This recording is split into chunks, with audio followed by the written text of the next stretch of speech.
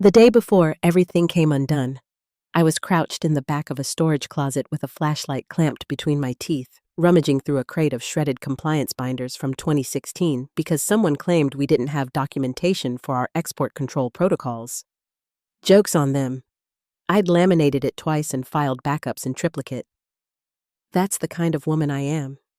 Not flashy, not political, definitely not the kind who gives presentations with pastel slides and buzzwords like cross-functional synergy. I'm the one who quietly prevents our entire defense contract portfolio from collapsing in flames because some executive decides deadlines are optional. My name's Laura Quinn, Director of Risk and Compliance at Northbridge Defense Systems, and my team, 7 over-caffeinated perfectionists, could spot a forged signature from across the room. Once, we found a hidden data leak because the timestamp on an internal memo was off by 43 seconds. We weren't loud, we weren't liked, but we were essential. We called ourselves the Quiet Department. Compliance and risk management, unsexy but necessary. If we were doing our jobs right, nobody noticed us. Our work revolved around 72 regulatory controls spanning 6 domains: cyber, export, finance, ethics, HR, and systems integrity. 72. That wasn't a metaphor. It was the difference between a clean audit and a multi-million-dollar penalty. I kept a color-coded dashboard mapping every control to its exposure risk, fine history, responsible party, and audit frequency. Did anyone ask for it? No. Was it required? Also no.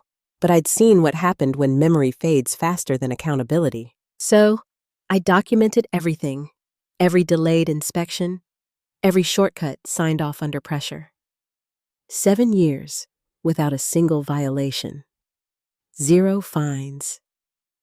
Every third-party audit came back clean. Even the hard-nosed federal ones who smelled like burnt coffee and suspicion. We were the invisible firewall. Until Ben Crawford arrived. He was a VP of sales turned interim COO after our previous operations lead retired early. Ben had the hair of a man who believes in intermittent fasting and the handshake of someone trying to crush your elbow. His first company-wide email used the word synergies twice and thanked us for being agile. I should have known. Still, I scheduled a meeting to walk him through what we actually did: controls, risk matrices, mitigation tiers, continuity planning. He nodded a lot, smiled politely, asked 0 questions. A week later, I got the email. Effective immediately, my entire team was being realigned. All 7 were laid off. Everyone except me. Ben called me into the glass-walled conference room that felt like a fishbowl and said with a grin that belonged on a fitness coach's poster, "Don't take it personally, Laura. It's just business. You'll manage." I didn't cry. I didn't argue. I just nodded, feeling something inside me lock into place like steel. You think I'll manage, Ben? I will. Just not the way you think.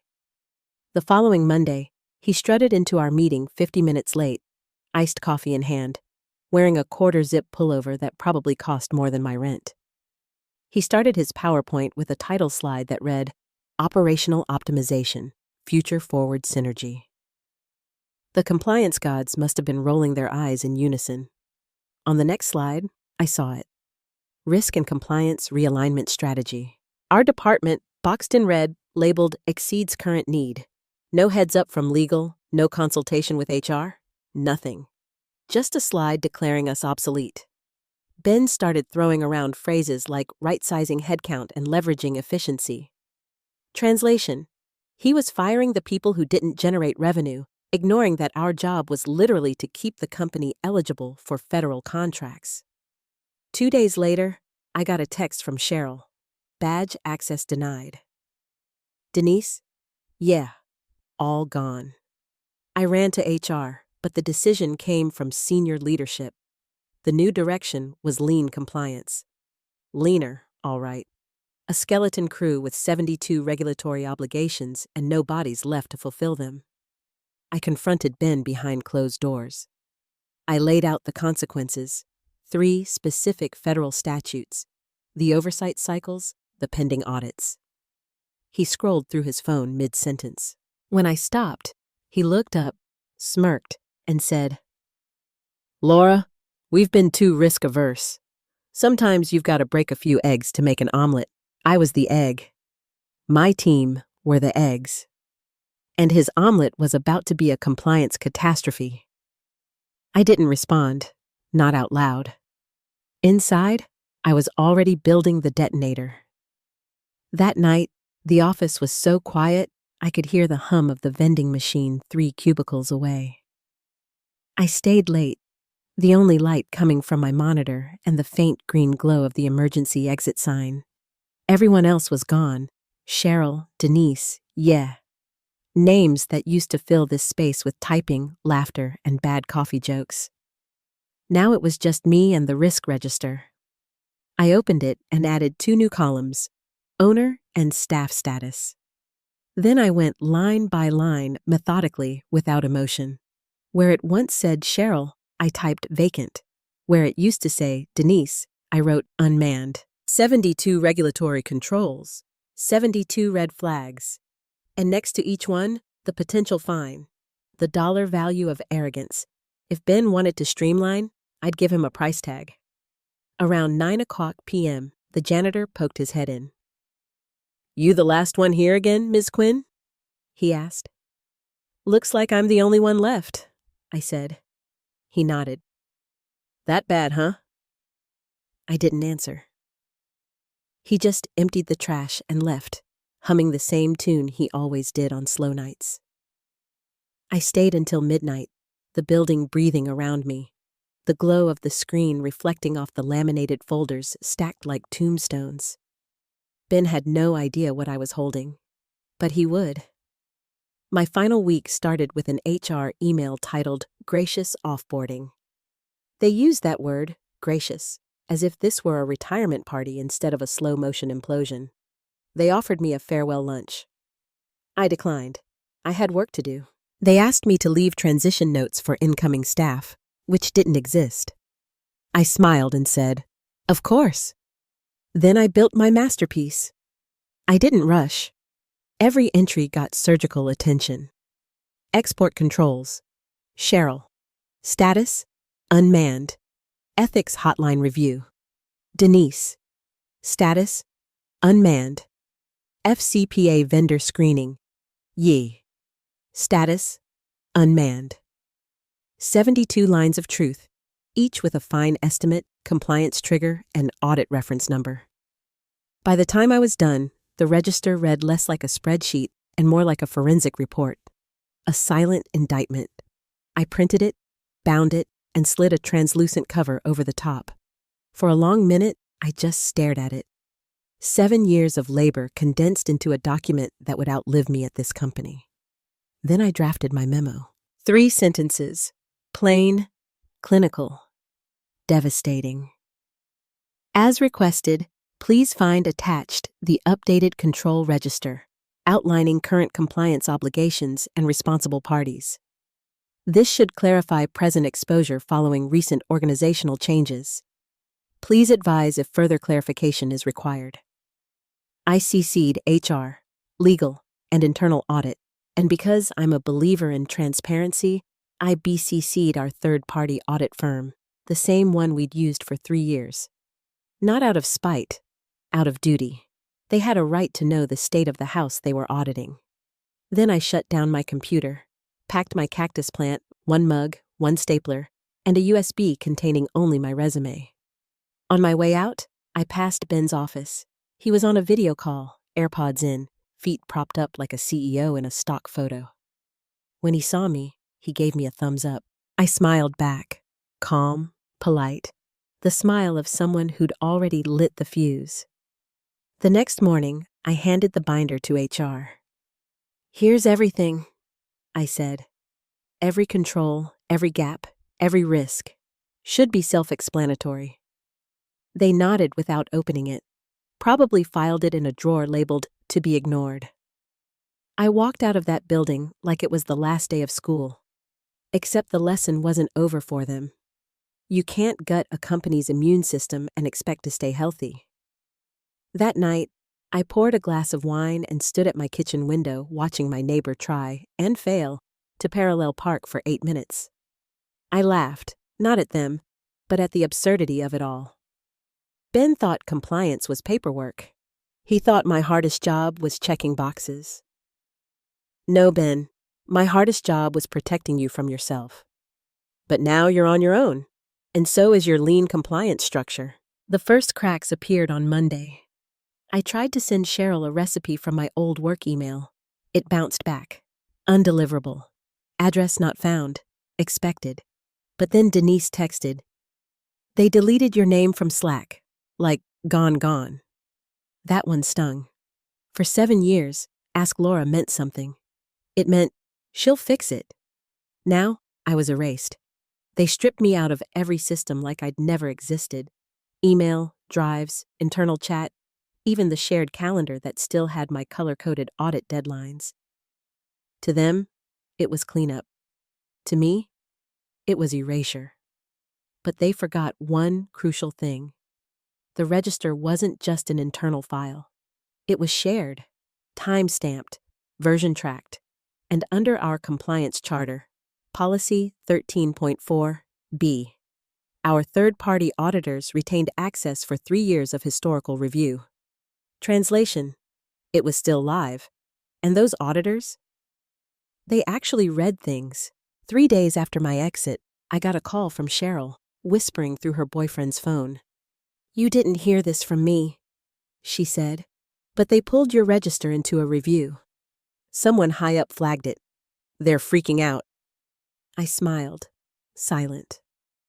That night, my personal inbox pinged with an email from a senior associate at Halbert & Crane, our audit firm. Formal tone. No fluff. "Would you be available for a brief follow-up regarding the control register you submitted as part of offboarding? You've noted several discrepancies worth clarifying." Discrepancies. That's one word for it. What they were staring at wasn't just a log. It was a blueprint for disaster, color-coded and cross-referenced with dollar amounts that spelled catastrophe. I hadn't built a report. I'd built a map of every liability they'd just unleashed. The dominoes started slow. A friend in HR sent a message from her personal Gmail. "FYI, external auditors are back on site. Everyone's in CYA mode. CYA, cover your ass." That was corporate panic translated into 3 letters. I could picture Ben sweating through his performance fabric quarter zip, pacing the conference room, trying to fake calm. I knew the room. Big screen, frosted glass, endless cold brew on tap. Now it probably smelled like fear and overpriced cologne. The auditors weren't there for show. They were digging. By midweek, I got another message. This time from a junior auditor, nervous voice, polite to a fault. "Ms. Quinn, did you really maintain this register alone?" she asked. I could have shared credit, made it sound like a team effort, softened the blow. But no. "Yes," I said. "Every entry, every escalation date, every weighting formula. All me." Silence. Then, almost reverently, "It's incredibly detailed." "That was the job," I said, and hung up. They were starting to understand. The depth, the precision, the living architecture beneath what they'd dismissed as paperwork. Later that afternoon, Cheryl texted me again with a screenshot from an internal Slack thread she'd somehow remained in. A message from Ben. "Can legal clean this up?"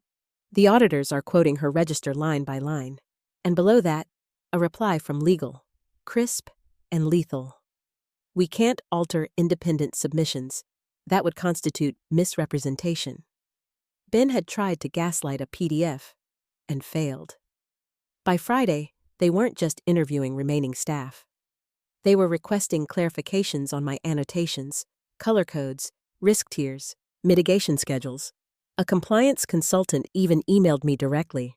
"Your timestamp methodology, is it based on NIST 853 or a custom framework?" I nearly laughed out loud. They thought it was some formal model. Technically, yes, but it was also Intuition. 7 years of muscle memory. Knowing who procrastinated on ethics training. Which vendor always fudged dates. Which cabinet smelled like shortcuts. That wasn't NIST. That was me. I heard they brought in an outside risk specialist to reconstruct the operational architecture. Fancy talk for figure out how badly we screwed this up. But they didn't need to reconstruct anything. The bones were all there, perfectly preserved. They'd just gutted the heart. Then came the LinkedIn pings, risk officers, audit managers, directors from rival firms. We've seen your work. Would love to connect. One message stood out. You don't know me, but I've been in this field 20 years. What you built was art. Art. No one had ever called it that before. Not when I stayed late on Fridays highlighting audit trails by hand, because I didn't trust the software flags. Not when I rebuilt vendor matrices after someone reused a template with the wrong export codes. But now, with the company unraveling, my quiet obsession had become art, and the exhibit had just opened. Inside Northbridge, the spiral had begun.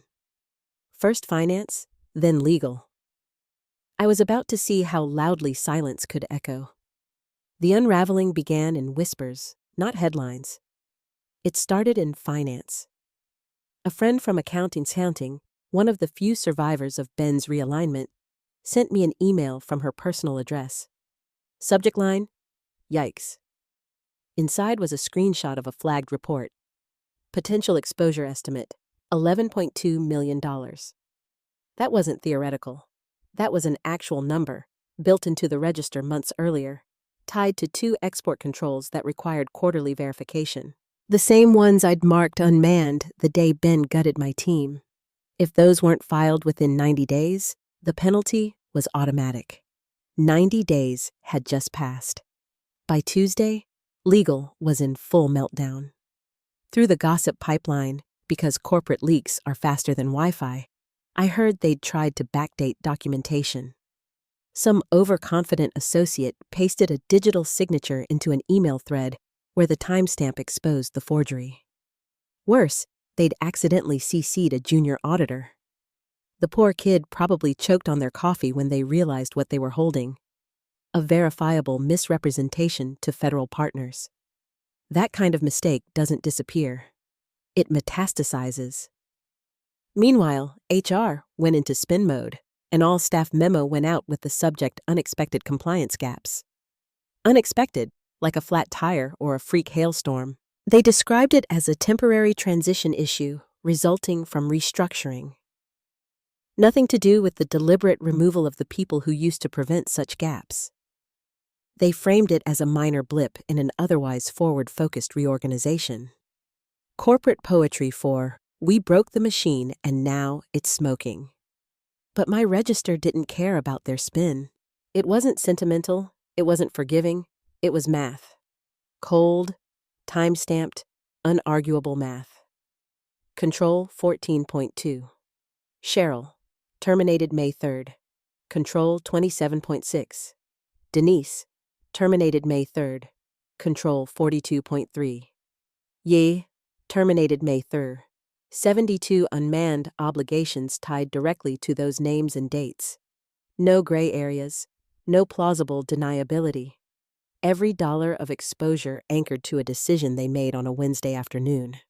Ben was reportedly pacing conference rooms, snapping at assistants, barking at legal to fix it. The man who once told me, "Don't take it personally," was now taking it very personally that his shortcuts had a price tag with 8 digits. The board was restless. Northbridge's federal contracts, the crown jewels of its revenue, were suddenly at risk. Defense clients hate uncertainty. A single regulatory flag can freeze payment pipelines for months. I knew that. Ben didn't. I imagined him under those sterile fluorescent lights, jaw clenched, watching auditors pull apart his empire one PDF at a time. He'd been so proud of his efficiency strategy. Now the metrics he cared about, cost savings, productivity, agility, were replaced by one line item: federal penalties, pending. And me? I didn't gloat. I didn't post cryptic LinkedIn quotes about karma or resilience. I just sat in my apartment, bourbon in hand, flipping channels, watching the world move while their walls closed in. Every email I'd archived, every log I'd updated, every sleepless night perfecting that register, it was all converging. My silence was finally louder than Ben's buzzwords. By Thursday, the cracks had turned into fractures. The auditors issued an interim report to the board. Preliminary findings indicate significant compliance deficiencies tied to personnel reductions. Immediate remediation required. Translation: you broke it, and now you're screwed. I pictured that boardroom. The skyline view, the glossy table, the bottled water arranged in triangles of false order. The place must have felt smaller now. Then came the message I didn't expect. From Ben. A short, neutered LinkedIn DM. Hope you're well. Can we chat? No apology, no context, no acknowledgement. Just corporate blandness masking panic. I stared at it long enough to watch the little scene indicator pop up beneath my silence. Then I closed the app. What could I possibly say?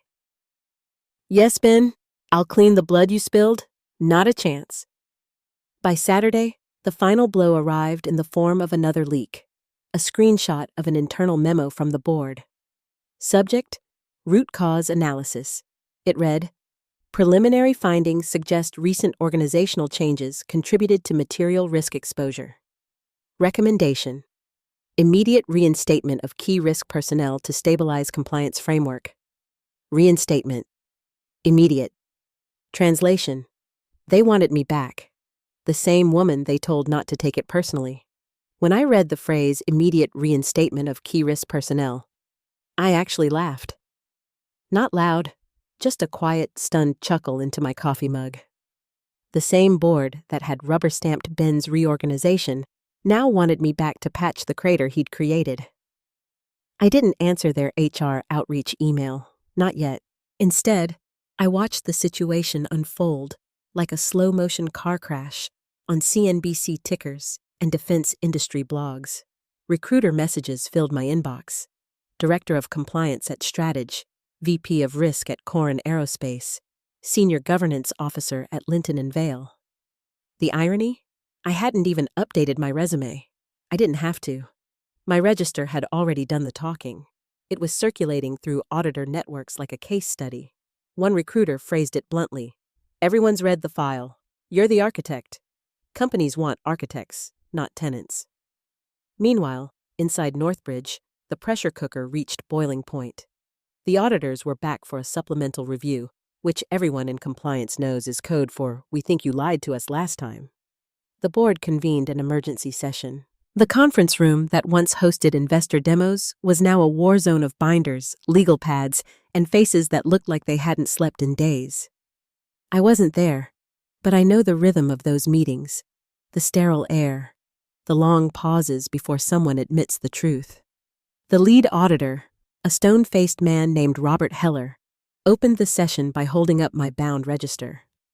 "This document," he said, tapping the cover, "is exemplary. It forecasted nearly every violation we've confirmed and listed the associated penalties. Some are already irreversible."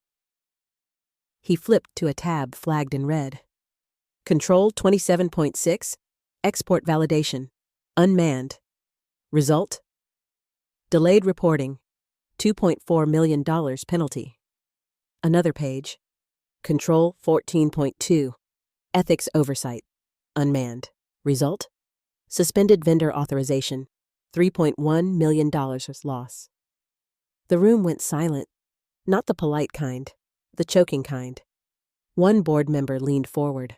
"Who maintained this?" she asked. Heller didn't look at Ben. He didn't look at legal. He simply said, "Laura Quinn. She no longer works here. Her department was eliminated during the reorganization." The word eliminated hung like gunpowder smoke. Ben shifted, tugging his collar. The board member pressed again, sharper this time. "Why would a critical department be eliminated?" No one answered. Legal pretended to read papers. HR fidgeted with a pen cap. Finance coughed. Finally, Heller closed the binder and said evenly, "Whoever built this understood your risk posture better than anyone in this room." That line made it into half a dozen internal summaries before the day ended. It became legend, the sentence that broke Ben Crawford.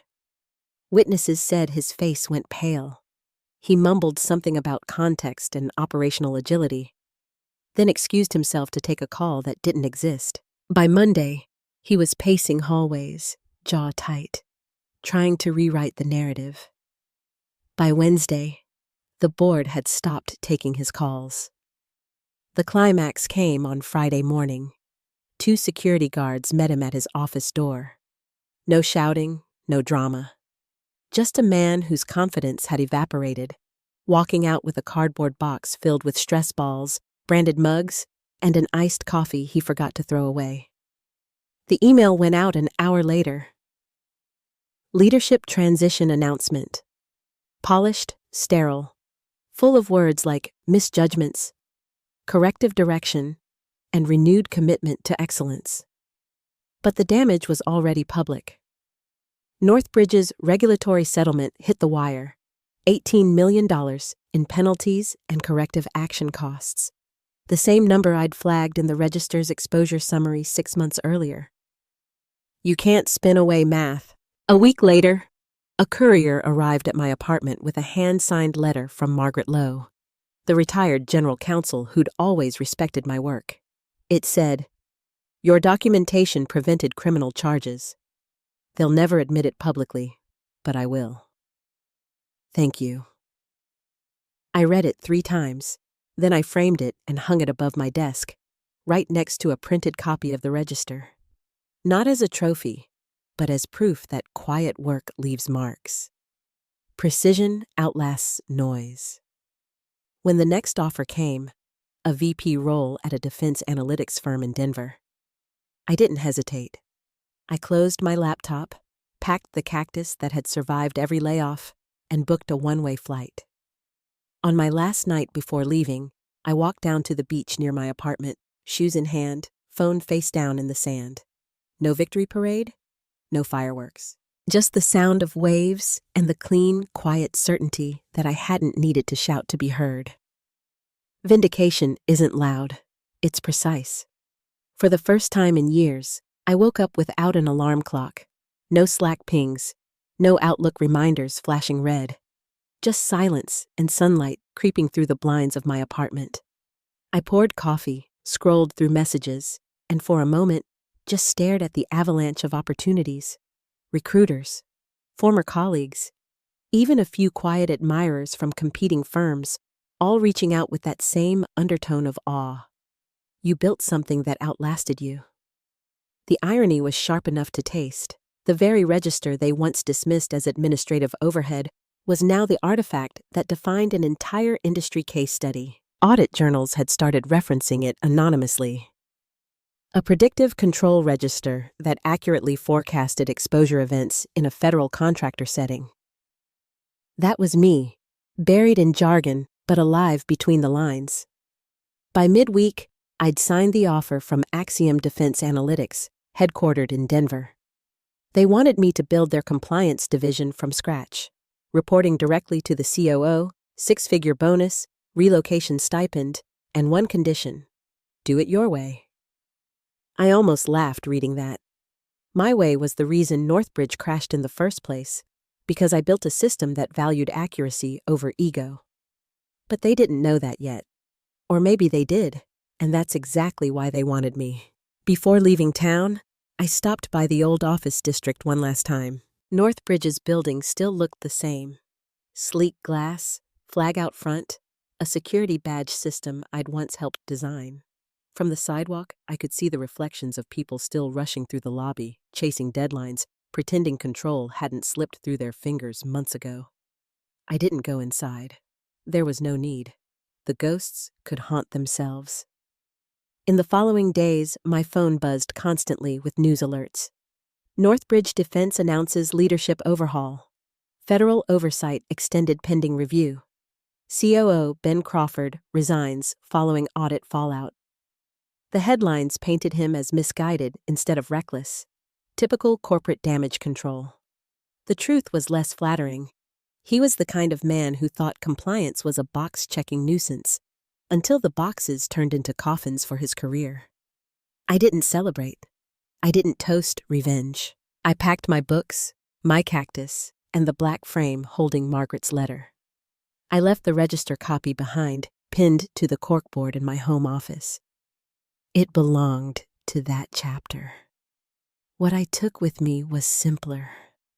The memory of every night I'd stayed late, every "we'll streamline this later," every condescending meeting where I was told to focus on the bigger picture.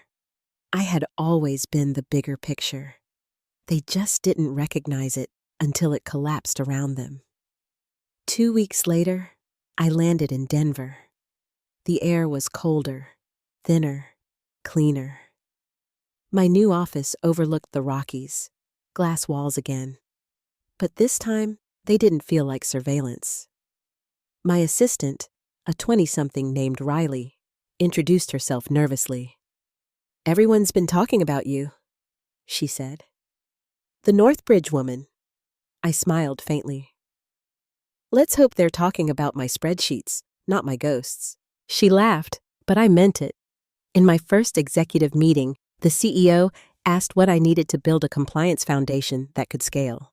I told him the truth: autonomy, accountability, and a locked door for when I need to think. They laughed, thinking it was a joke. It wasn't. As the months passed, I rebuilt the kind of system I'd always believed in, one where controls weren't afterthoughts, but architecture. Where risk was a language everyone spoke fluently, and for the first time, I wasn't fighting for oxygen. I was designing the air. One afternoon, an envelope arrived at my new desk. No return address, just my name in careful handwriting. Inside was a single note. "You were right. We should have listened sooner. A friend from Northbridge." No signature, but I didn't need one. It was enough. That night, I stayed in the office late, lights low, city glowing beyond the windows. I opened a blank spreadsheet, titled it Continuity Register, Axiom V1.0, and began typing. Different company, same precision. Because vindication isn't the ending of a story. It's the blueprint for what comes next. A year later, Denver didn't feel like a new city anymore. It felt earned. The morning air had that crisp, mountain-clean smell that made even bad coffee taste like victory. I'd stopped checking Northbridge headlines months ago. The company still existed, smaller now, quieter, operating under federal supervision like a grounded teenager on probation. Ben Crawford had vanished from the industry entirely. Last I heard, he was consulting independently, which everyone knows is corporate exile in disguise. His LinkedIn went dark. The man who once bragged about efficiency metrics was now a ghost in a spreadsheet he couldn't read. At Axiom Defense Analytics, things were different. My compliance division had grown from me and one intern to a team of 12. 12 people who actually wanted to be there, who understood that prevention is not paranoia, it's intelligence. I kept my office minimalist. One plant, one lamp, one framed copy of that old letter from Margaret Lowe. Across from it, a whiteboard filled with my team's internal motto, scrawled in blue marker: "Precision is protection." It wasn't meant to sound poetic. It was policy. Some days, I caught myself missing the chaos, the late nights, the constant hum of danger that came with working inside a corporate pressure cooker. But mostly, I felt peace. We passed our first independent audit with 0 findings. The auditors, young and earnest, asked about our framework. I smiled and said, "Built from experience." I didn't tell them it was built from the ashes of Northbridge. That night, after the clean audit announcement, my team insisted on celebrating. They dragged me to a bar downtown. Warm lights, loud music, a kind of easy joy I hadn't felt in years. Somewhere between the laughter and the toasts, Riley leaned over and said, "It's wild, isn't it? How something that tried to break you ended up making you. I looked at her for a long moment before answering. It didn't make me, I said quietly. It revealed me. The next morning, I woke up early and drove west until the city faded behind me.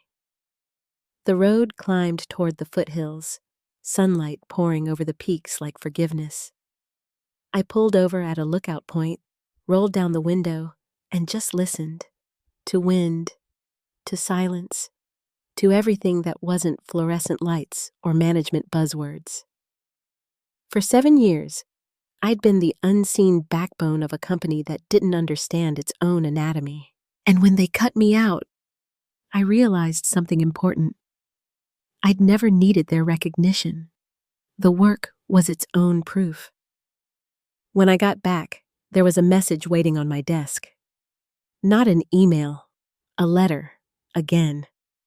This one was from Robert Heller, the auditor who'd held up my register in that infamous boardroom. Laura, I thought you'd like to know. Your documentation is now required reading for our new compliance analyst training. We teach it as a case study in predictive oversight.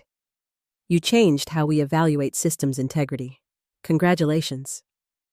I sat there for a while, letter in hand, smiling in disbelief.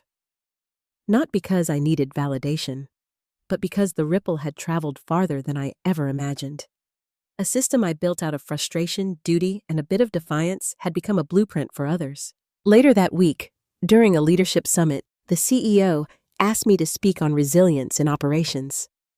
I don't do speeches, but I agreed. I kept it simple. Resilience isn't noise, I said into the microphone. It's precision. It's doing the right thing when no one's looking, and letting the math speak for you later. The room went still. A few people nodded, others took notes. But I wasn't talking for them. I was talking to the version of myself who once stayed in a silent office at midnight, typing red warnings into a spreadsheet no one wanted to see. After the summit, I returned to my office, closed the door, and opened a new file. Title: Continuity Register, Global Edition. The work never really ends, it just evolves. That evening, as the sun set behind the Rockies, I leaned back in my chair, thinking about all the invisible people in every company. The quiet departments, the ones who catch the falling knives before anyone notices. They'll never make the headlines. But they are the reason anything still stands. Vindication, I realized, isn't about revenge. It's about precision surviving arrogance. And in that equation, I'd already won.